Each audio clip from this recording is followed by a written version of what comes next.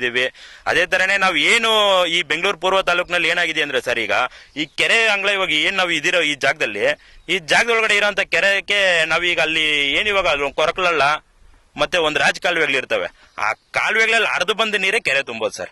ಆ ಕಾಲುವೆಗಳನ್ನೇ ಮುಚ್ಚಿಬಿಟ್ಟು ಒತ್ತುವರಿ ಮಾಡ್ಬಿಟ್ಟಿರ್ತಾರೆ. ಅದು ಇಲ್ಲಿನ ಕಂದಾಯ ಅಧಿಕಾರಿಗಳಿಗೆ ಗೊತ್ತಿರುತ್ತೆ ಮಾಹಿತಿ. ಇಂತ ಒಂದು ಗ್ರಾಮ ಆದ್ಮೇಲೆ ಆ ವೃತ್ತ ನಿರೀಕ್ಷಕರಿಗೆ ಎಲ್ಲ ಮಾಹಿತಿನೂ ಗೊತ್ತಿರುತ್ತೆ. ಯಾವ್ದು ಒತ್ತುವರಿ ಆಗಿದೆ, ಎಲ್ಲಿ ಕಾಲುವೆ ಬರುತ್ತೆ, ಎಲ್ಲಿ ರಾಜ ಕಾಲುವೆ ಬರುತ್ತೆ, ಏನಾಗಿದೆ ಅನ್ನೋದು. ಇವಳನ್ನೆಲ್ಲ ಒತ್ತುವರಿನ ತೆರವುಗೊಳಿಸ್ಬಿಟ್ರೆ ಸರ್ 100% ಕೆರೆ ತುಂಬಿ ತುಣ್ಕಾಡುತ್ತೆ ಸರ್. ಇಲ್ಲಿ ಸರ್ ಇಲ್ಲಿನ ಸ್ಥಳೀಯ ಶಾಸಕರಿಗೆ ಹೇಳುವಂತ ವಿಚಾರ ಏನಂದ್ರೆ, ಮಾನ್ಯ ಶ್ರೀ ಅರವಿಂದ್ ಲಿಂಬಾವಳಿ ಗೈಡ್ಲೈನ್ಸ್ ಅಲ್ಲಿರುವ ಮಂಜುಳಾ ಲಿಂಬಾವಳಿ ಅವ್ರಿಗೆ ಹೇಳುವಂತದ್ದಾದ್ರೆ, ಈ ಕೆರೆಗಳ ಬಗ್ಗೆ ಏನು ಈಗ ಒತ್ತುವರಿ ಆಗಿದೆ ಅಲ್ವಾ, ಈ ಒತ್ತುವರಿ ನಾವು 700 ಎಕರೆಗೂ ಅಧಿಕ ನಾವು ಈಗ ಜನರ ಕಣ್ಣಿಗೆ ತೋರಿಸಿದೀವಿ. ಉಳಿಸಿರುವಂತ ಒಂದು ನಿಟ್ಟಿನಲ್ಲಿ ಕೆಲಸ ಮಾಡಿದೀವಿ ಎಲ್ಲಾರು.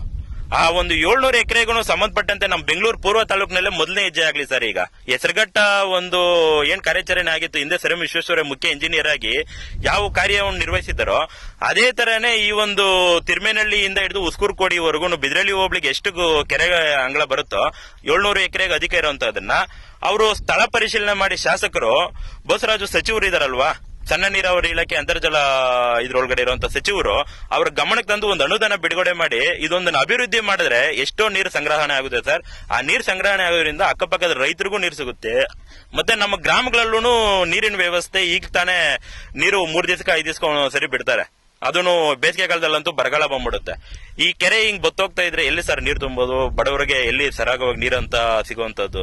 ಹಾಗಾಗಿ ಸ್ಥಳೀಯ ಶಾಸಕರು ಏನಿದಾರೋ ಈ ಒಂದು ಅನುದಾನ ಬಿಡುಗಡೆ ಮಾಡಿ ಸಣ್ಣ ನೀರಾವರಿ ಇಲಾಖೆಯವರೊಂದಿಗೆ ಕೈ ಜೋಡಿಸಿ ಒಂದು ಉಳಿತ ಕಾರ್ಯಕ್ರಮ ಮಾಡಿ ನೀರಿನ ಶೇಖರಣೆ ಮಾಡಬೇಕು ಅಂತ ತಮ್ಮ ಮಾಧ್ಯಮದ ಮುಖಾಂತರ ಹೇಳ್ಕೊಳ್ತೀನಿ ಸರ್ ಸ್ಥಳೀಯ ಶಾಸಕರಿಗೆ.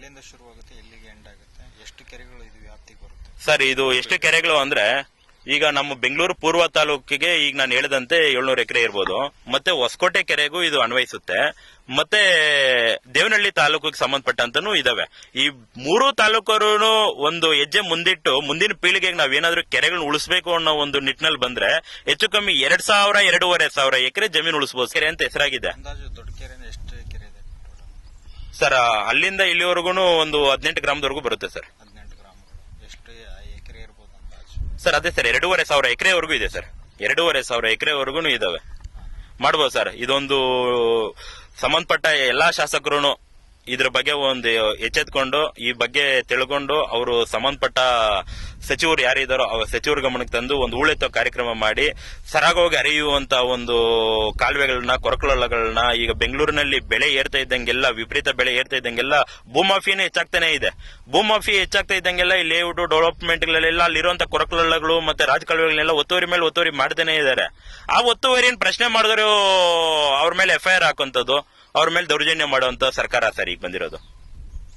ಹಾಗಾಗಿ ಈಗ ಏನಿದೆಯೋ ಕಾನೂನು ನಿಟ್ಟಿನಲ್ಲಿ ಇರುವಂತ ಕೆರೆಗಳನ್ನೆಲ್ಲ ಒತ್ತುವರಿಗಳನ್ನ ತೆರವುಗೊಳಿಸಬೇಕು ಅಂತ ನಮ್ಮ ಹತ್ರ ಇನ್ನೂ ಒಂದಷ್ಟು ಕೆಲವುಗಳು ದಾಖಲೆಗಳು ಇದಾವೆ. ಕೆಲವೊಂದು